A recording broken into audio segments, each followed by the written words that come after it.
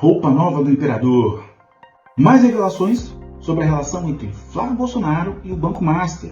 E o que fica cada vez mais evidente é que esse rei sempre esteve nu. Além disso, está oficialmente aberta a temporada dos jabutis no Congresso Nacional. A direita e o centrão se movimentam para desfigurar as propostas importantes que estão na pauta da sociedade, beneficiando mais uma vez grandes players do mercado nacional e internacional. No vídeo de hoje, vamos falar sobre tudo isso logo depois da nossa vinheta.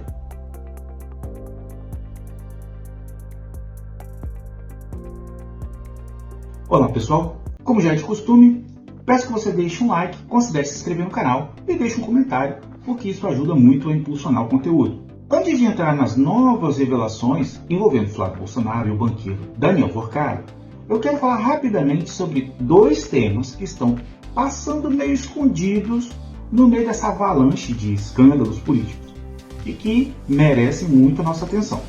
O primeiro é o Marco Legal das Terras Raras. A Câmara aprovou o projeto que cria a Política Nacional de Minerais Críticos e Estratégicos, o chamado Marco Legal das Terras Raras. E o texto agora segue para o Senado. Na prática, o projeto tenta criar uma política nacional para a exploração e industrialização de minerais estratégicos, usados em baterias, carros elétricos, smartphones, turbinas eólicas e tecnologia militar. O ponto central é importante: impedir que o Brasil continue sendo apenas exportador de matéria-prima bruta, desenvolvendo aqui parte da cadeia industrial. O projeto prevê bilhões em incentivos fiscais, criação de um fundo garantidor e um conselho nacional ligado à presidência para monitorar o setor. Mas o debate está longe de ser consenso. Setores ambientalistas alertam para fragilidades nas salvaguardas socioambientais e riscos para territórios tradicionais.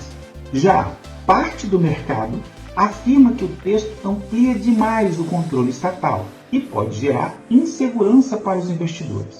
A bancada do PT apoiou o projeto alinhado ao governo Lula, mas com críticas importantes. Parlamentares da sigla defendem inclusive a criação de uma estatal, a Terrabras, para ampliar o controle nacional sobre esses minerais estratégicos.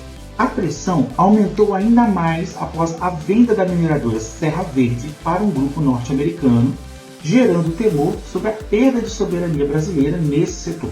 Resumindo, o projeto está avançando, mas o debate sobre soberania, meio ambiente e controle nacional ainda está em andamento. Poderia dizer que está só começando. Segundo ponto, o ataque ao fim da escala 6x1. O outro tema importante é a proposta de redução de jornada de trabalho, fim da escala 6x1, que está começando a ser vítima dos famosos jabutis. A direita e o centrão começaram a inserir emendas que podem desfigurar completamente a proposta original. Algumas dessas mudanças criam brechas para jornadas extremamente flexíveis, que podem chegar até 52 horas por semana, o que na prática vai ampliar o trabalho ao invés de reduzir. Outras tentam excluir setores inteiros da mudança, usando a justificativa de que seriam serviços essenciais. Mas talvez a principal manobra seja a proposta de transição de até 10 anos para a implementação da nova jornada. É isso mesmo que você ouviu. Ela só passaria a valer em 2036. Ou seja, na prática, esses jabutis esvaziam completamente a urgência da proposta defendida por setores ligados aos trabalhadores.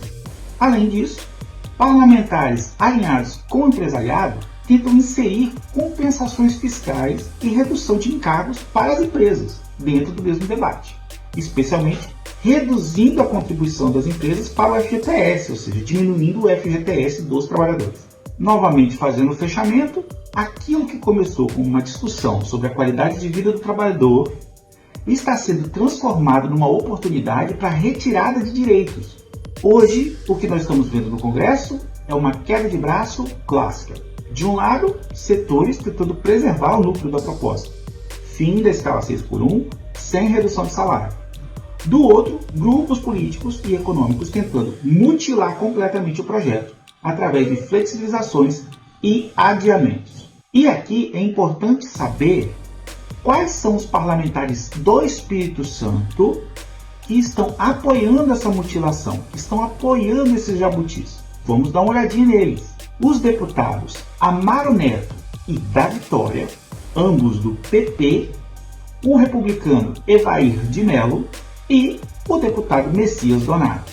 Os 4 apoiaram a inclusão dessas emendas para desfigurar a proposta de redução da jornada de trabalho. É importante fazer circular esses nomes para que as pessoas saibam em quem elas estão votando e o que essas pessoas defendem quando elas estão nas suas atividades parlamentares. Vamos agora para o tema central da semana, as novas revelações sobre a ligação entre Flávio Bolsonaro e Daniel Vorcado. Pessoal, durante essa pré-campanha, o Flávio Bolsonaro tentou construir uma imagem de moderação, equilíbrio, defesa de valores cristãos e familiares, ao mesmo tempo que empurrava as histórias de corrupção para o outro grupo, o grupo adversário, o PT e o Lula. Em certa medida ele vinha conseguindo. A gente não pode desconsiderar a influência religiosa, midiática e digital da extrema-direita, que estava trabalhando diariamente para consolidar essa imagem. Mas justamente por isso é importante lembrar, o Flávio Bolsonaro nunca foi santo. Vamos lembrar um pouco o caso das rachadinhas da Alerj, que é na verdade o crime de peculato.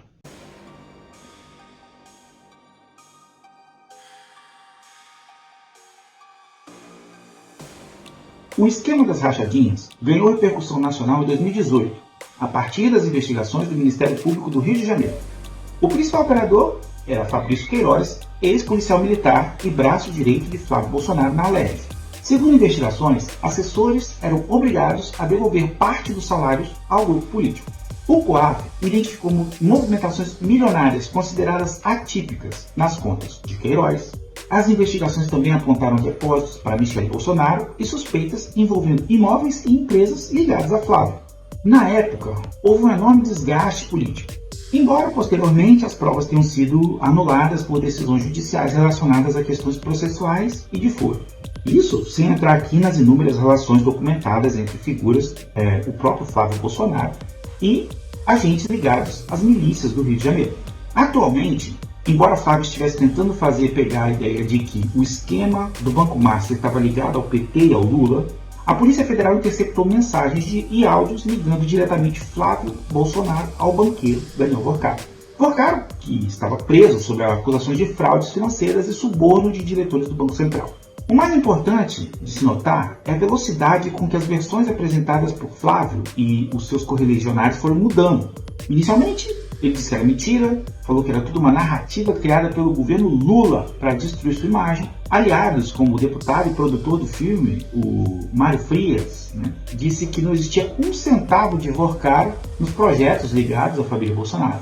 Mas novas informações foram surgindo e a versão foi mudando. Flávio passou por dizer que era uma relação comercial ligada apenas a um financiador privado, mas depois surgiram as emendas parlamentares que parlamentares da direita transferiram para o filme, então é dinheiro público diretamente no investimento do filme. Pressionado, os políticos do Centrão ficaram muito chateados em não saber dessas informações antes, Flávio teve que admitir que sim, ele tinha contato, que pode ser que apareçam novas informações aí documentando esses contatos entre os dois.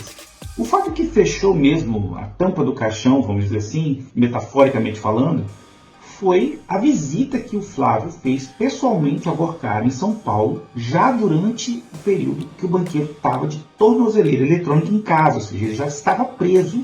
A justificativa é, no mínimo, patética, diria. Ele disse que ele foi até lá para encerrar definitivamente o contrato do filme. Qual é a estratégia da campanha de Flávio agora? Neste momento, não dá mais para negar que Flávio teve um contato, um envolvimento com o Master. Então a estratégia é dizer que todo mundo teve.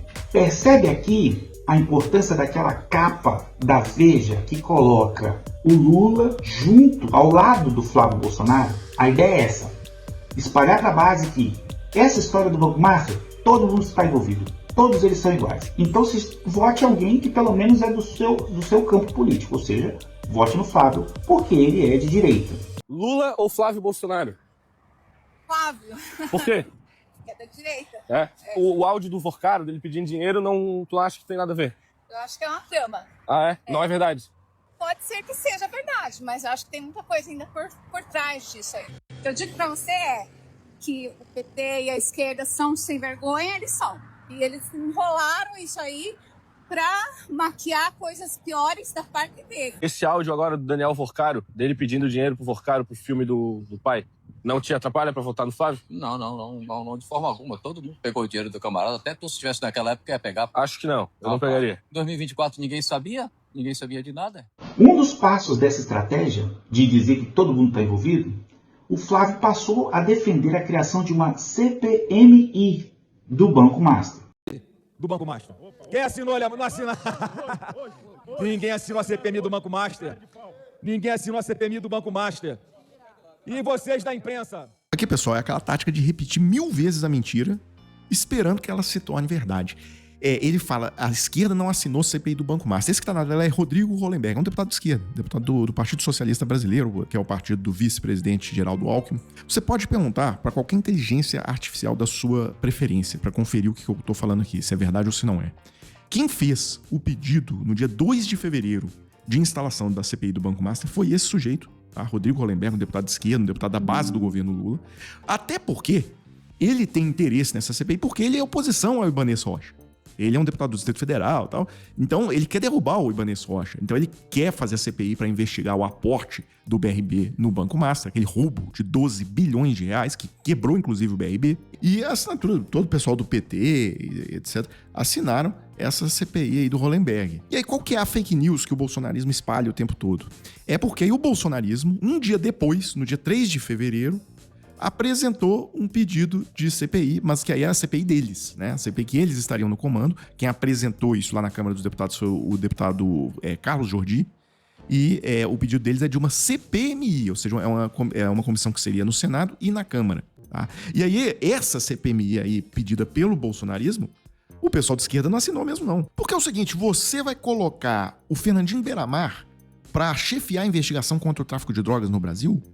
Então, assim, qual que é o sentido de você colocar o bolsonarismo para comandar uma CPI para investigar o Banco Master? Vocês falam de Banco Master, vocês não assinaram a CPMI do Banco Master. Nenhuma assinatura. Nós temos 281 assinaturas, um recorde histórico, e não tem uma assinatura do pessoal. E eu quero mais uma vez mostrar as mentiras do deputado. Ele acabou de dizer que o pessoal não assinou a CPI do Banco Master. Mentira! O pessoal assinou, e eu assinei ainda antes da suspensão do mandato, o pedido de CPI protocolado pelo deputado Rodrigo Hollenberg. O que eu não assinei, e não vou assinar mesmo, é CPI pedida pelo senhor. Porque quem faz parte de quadrilha de organização criminosa não tem condições de investigar qualquer coisa. Se for a solicitação vinda daqueles que não são do PL que está tramitando, não só conta com a nossa assinatura, como com o nosso entusiasmo. Flávio sabe que parte importante do Centrão também teme os desdobramentos dessas apurações. Dessa forma, a CPMI poderia funcionar muito mais como diversionismo político do que como uma investigação séria. Caminhando para o final, pessoal, as pesquisas mais recentes já começaram a captar o impacto dessas revelações na campanha de Flávio Bolsonaro. Ele despencou mais de 7 pontos em relação ao Lula. Ao mesmo tempo, elas mostram que o antipetismo continua extremamente forte na sociedade brasileira. Ou seja, a queda de Flávio não significa crescimento na campanha do Lula. Por isso, imaginar uma eleição tranquila em outubro me parece um erro de análise. E aqui, voltamos àquele conto, A roupa nova do imperador. Assim como no conto infantil, Flávio Bolsonaro, Jair Bolsonaro, toda a família sempre esteve nu. As denúncias envolvendo ele se acumulam há anos. Tudo isso sempre esteve diante dos olhos da sociedade. Os vazamentos dessa semana apenas fizeram o papel daquela criança da história. Aquela que rompe o teatro coletivo e grita, "O rei está nu!" Agora, resta saber quantos estarão dispostos a admitir aquilo que sempre esteve evidente.